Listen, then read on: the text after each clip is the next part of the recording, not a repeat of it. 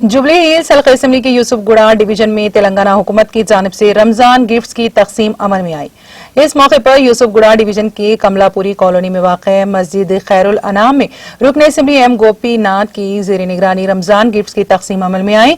इस मौके पर सदर मस्जिद खैरुल अनाम सादिक अब्दुल हसन, सदर यूसुफगुड़ा माइनॉरिटी मोहम्मद हसन के अलावा मस्जिद कमेटी के दीगर जिम्मेदारान मौजूद थे।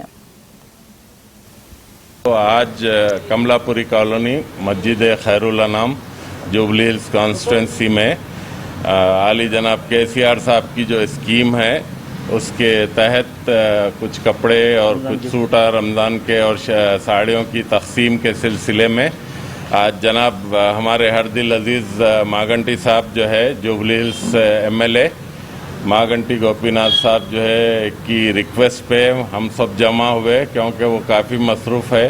तो हम लोग जो है ये काम कार्य खैर में हम यहाँ जमा हुए मस्जिद खैरुल अनाम में।